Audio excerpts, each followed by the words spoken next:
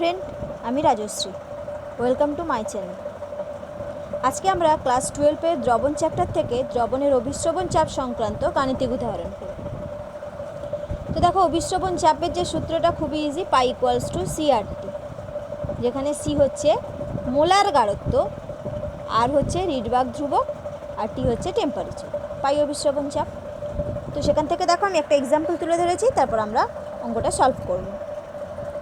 দেখো এখানে কি রয়েছে, 300 K উষ্ণতায় 300 K উষ্ণতায় 500 ml 2.5% ইউরিয়ার জলীয় দ্রবণের সঙ্গে 500 ml 2% সুক্রোজের জলীয় দ্রবণ মেশানো হলো। মিশ্র দ্রবণের অভিস্রবণ চাপ গণনা করো। তো যেভাবে আমি বললাম, অভিস্রবণ চাপ বার করতে গেলে কী হবে, মেন সূত্রটা হচ্ছে pi equals to CRT। T temperature, আর রিডবার্গ ধ্রুবক, সি হচ্ছে কি মোলার গাঢ়ত্ব। তো দেখো এখানে আর আমি জানি অভিস্রবণ চাপ যেহেতু লিটার অ্যাটমসফিয়ারে, আমি আর এর মান ফেলবো 0.0821। ওকে, লিটার অ্যাটমসফিয়ার মোল বা মোল ইনভার্স কে ইনভার্স। ওকে, টি এখানে দেওয়া আছে 300 কেলভিন, বাকি আমার সি দরকার। তো দেখো 500 ml 2.5% ইউরিয়া রয়েছে। এখন যেটা আমাকে দরকার সেটা হচ্ছে ইউরিয়া বাই সুক্রোজের পরিমাণটা আমরা গ্রামে কনভার্ট করব, সেই বাচ্চাদের অঙ্কের মতন। আমরা কি জানি, 500 ml 2.5% ইউরিয়াতে, ইউরিয়া দ্রবণে ইউরিয়া আছে কত, ইউরিয়া আছে 2.5% যেহেতু, তো 2.5/100 ইন্টু 500, 0000 25 ইন্টু 5, 25 125, তাই তো 12 ইন্টু 5 গ্রাম। ওকে, অ্যান্ড একই রকমভাবে 500 ml 2% সুক্রোজে বা সুক্রোজ দ্রবণে, সুক্রোজ কত আছে, সুক্রোজ আছে 2/100 ইন্টু 500, তো 10 গ্রাম। ক্লিয়ার?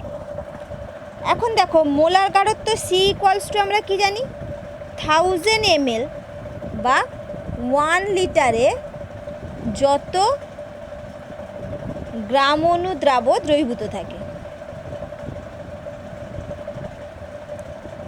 এখানে কি হয়েছে, 500 ml ইউরিয়া দ্রবণের সাথে 500 ml সুক্রোজ দ্রবণ দ্রবীভূত করা হয়েছে,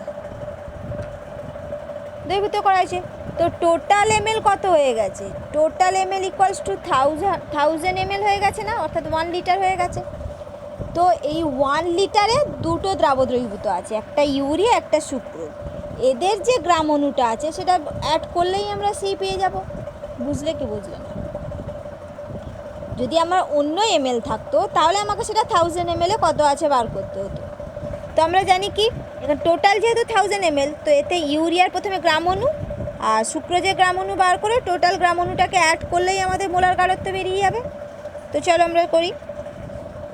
এবারে কি হচ্ছে দেখো, মিশ্রিত হয়ে গেছে যেহেতু, তাহলে আমরা লিখতে পারি মিশ্রিত দ্রবণে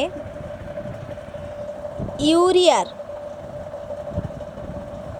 মোল সংখ্যা ইকুয়ালস টু কত হবে, যেহেতু এখানে ইউরিয়া হচ্ছে 12.5 গ্রাম, তো 12.5/60, যেটা বেরোচ্ছে তোমার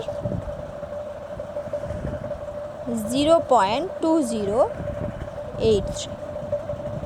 একই রকমভাবে এবং সুক্রোজের কত হবে, সুক্রোজের মোল সংখ্যা হবে 10 আছে যেহেতু 10 গ্রাম, 10 সুক্রোজের আণবিক যোজন হচ্ছে তোমার 342, তো হচ্ছে তোমার 10/342, 0.0292।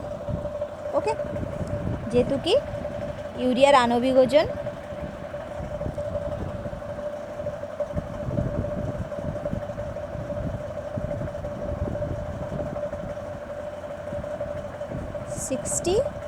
এবং সুক্রোজের 342। তাহলে মোল সংখ্যা বেরিয়ে গেছে। অতএব টোটাল মোল সংখ্যাটা আমরা বার করব। 1 লিটার দ্রবণে মোট মোল সংখ্যা ইকুয়ালস টু তাহলে 0.2083 প্লাস 0.0292, যেটা বেরোচ্ছে 0.2375। ওকে, তো এটাই আমাদের মোলার ঘনত্ব। এবার আমরা দ্রবণের অভিস্রবণ চাপ বার করব। অতএব মিশ্র দ্রবণের অভিস্রবণ চাপ পাই ইকুয়ালস টু CRT, অর্থাৎ সি হচ্ছে তোমার 0.2375 আর হচ্ছে 0.0821 ইন্টু 300। ওকে, যে অ্যান্সারটা বেরোচ্ছে এটা হচ্ছে তোমার অভিস্রবণ চাপ। খুব ইজি একটা অঙ্ক ছিল। আবার দেখো, দুটো 500 ml 2.5% ইউরিয়া রয়েছে, আর 500 ml 2% সুক্রোজ রয়েছে, সেইটাকে মিক্সড করা হয়েছে। মিক্সড দ্রবণে অভিস্রবণ চাপ বার করবো 300 কেলভিন উষ্ণতায়। দেখো, আমরা জানি পাই ইকুয়ালস টু CRT, আর জানি আমরা টি জানি। এটা নিয়ে আমাদের সমস্যা নেই, সমস্যাটা হচ্ছে সি কে নিয়ে।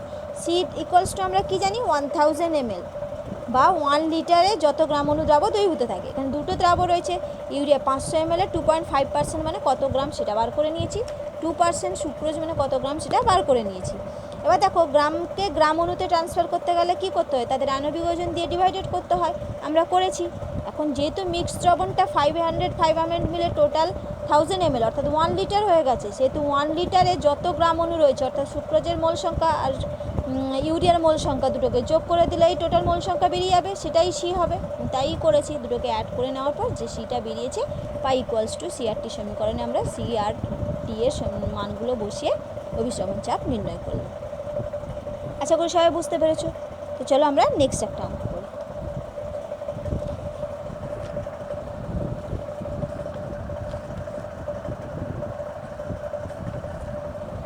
এখানে কি রয়েছে দেখো, 27 ডিগ্রি সি তাপমাত্রায় 2.5 গ্রাম প্রোটিনের 600 ml জলীয় দ্রবণের অভিস্রবণ চাপ দেওয়া আছে 25 মিলিমিটার এসি। প্রোটিনটির আপেক্ষিক আণবিক ভর নির্ণয় করো। তো দেখো, অভিস্রবণ চাপ সংক্রান্ত সমীকরণ সেটা আমরা বুঝতেই পেরেছি, অভিস্রবণ চাপ দেওয়া। তো আমরা সূত্রটা কি জানি, পাই ইকুয়ালস টু CRT। ওকে, প্রথম কাজ আমার দেখো, পাই দেওয়া আছে কত, 25 মিলিমিটার এইচজি। আমরা জানি এটিএমে আমাদের যেহেতু আর এর ভ্যালুটা আমরা পুট করি, তো আমরা এটাকে এটিএমে ট্রান্সফার করে নেব। 25/760 এটিএম হয়ে যাবে, মিলিমিটার এইচজি আমরা জানি 760 হয়, সেটা দিয়ে ডিভাইডেড করে নিলাম। তাহলে আমরা পেয়ে গেলাম কি, পাই পেয়ে গেলাম। নেক্সট রয়েছে কি, দ্রাব 2.5 গ্রাম দ্রাব দ্রবীভূত আছে। আচ্ছা, টেম্পারেচারটা আগে করে নিই। টি ইকুয়ালস টু কত আছে, 27 ডিগ্রি, দ্যাট মিন্স 300 কেলভিন রয়েছে। আর আমরা জানি 0.0821। নেক্সট হচ্ছে সি। এখন যদি আমরা প্রোটিনটির আণবিক ভর এম ধরি, তাহলে আমরা লিখতে পারি 600 ml কী রয়েছে, ml জলীয় দ্রবণে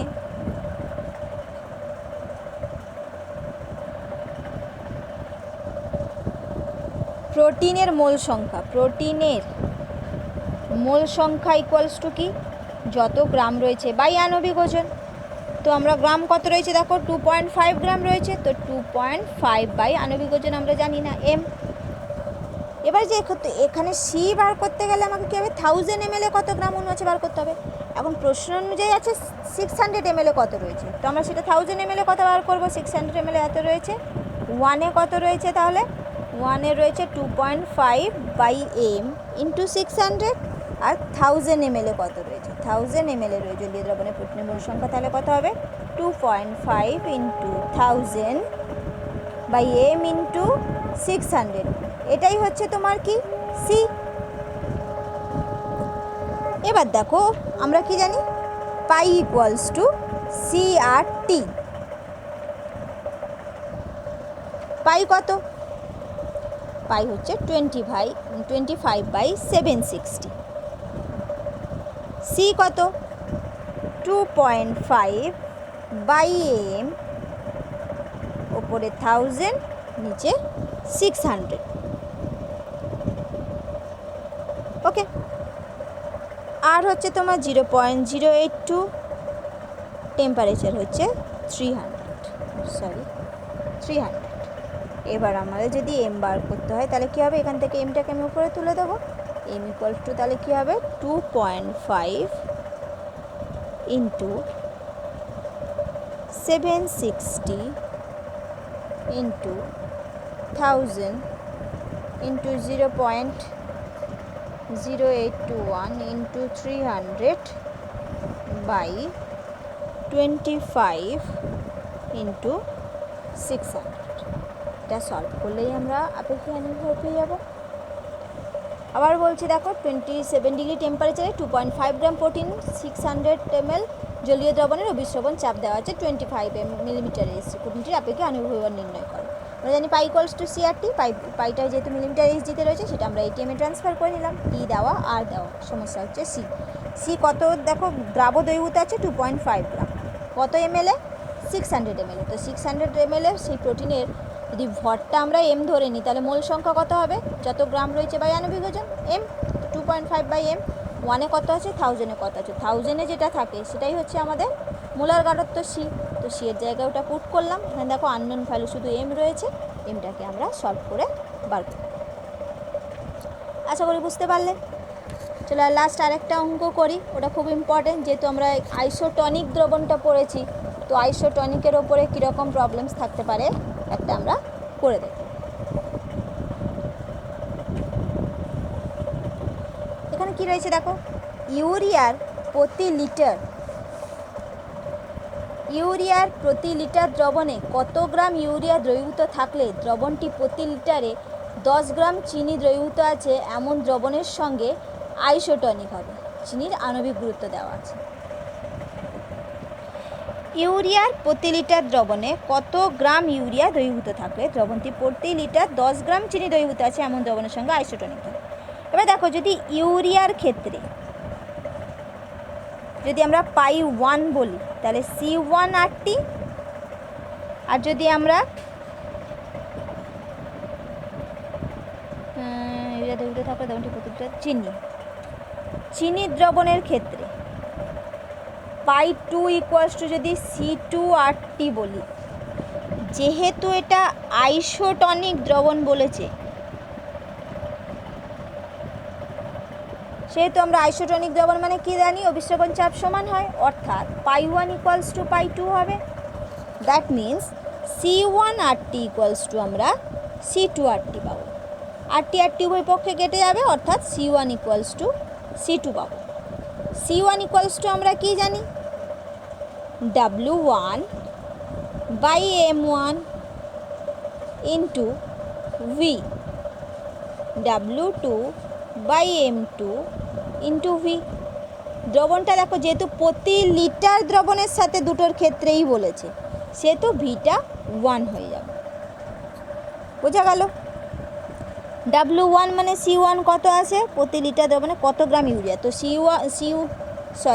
মানে ইউরিয়ার গ্রামটা অর্থাৎ W1 আমার আননোন, তো W1 বাই ইউরিয়ার আণবিক ওজন 60 into V1 litre equals to W2 10 গ্রাম চিনি বলেছে, তো 10 আণবিক ওজনও বলে দিয়েছে 342, তো 342 ইন্টু V1 লিটার দ্রবণে বলে দিয়েছে, অর্থাৎ W1 ইকুয়ালস টু কী হবে 10 ইন্টু 60/342। ওকে, এটাই হচ্ছে তোমার W1 এর পরিমাণ। খুব ইজি একটা অঙ্ক ছিল, এরকম প্রচুর এক্সাম্পল তোমরা বইয়ের কোশ্চেনে পাবে।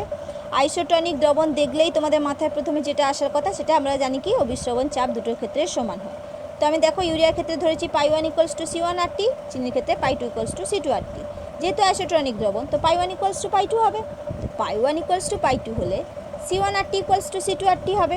তো সেহেতু C1RT ইকুয়ালস টু C2RT করছি, উভয় পক্ষে RT কেটে যাবে, অর্থাৎ C1 ইকুয়ালস টু C2। তো C1 কি W1 গ্রামে যত গ্রাম অণু দ্রাবক দ্রবীভূত আছে, তো 1 লিটারে যত গ্রাম অণু থাকে দ্রবীভূত, তো এখানে ভি তো 1 লিটার অলরেডি বলে দিয়েছে, তো V1 বসিয়েছি। তো ইউরিয়ার গ্রাম বা ইউরিয়ার আণবিক ওজন ইকুয়ালস টু কী হচ্ছে চিনির গ্রাম বা চিনির আণবিক ওজন, সেখান থেকে আমরা সলভ করে W1 অর্থাৎ ইউরিয়ার পরিমাণটা আমরা বার করে নেব। আশা করি তোমরা বুঝতে পেরেছো। আজকের ক্লাস এই পর্যন্ত। আমার আজকের ক্লাসটি যদি তোমাদের ভালো লেগে থাকে লাইক এবং শেয়ার করবেন এবং আমার পরবর্তী ভিডিওগুলি দেখার জন্য আমার চ্যানেলটিকে সাবস্ক্রাইব করবে। Thank you.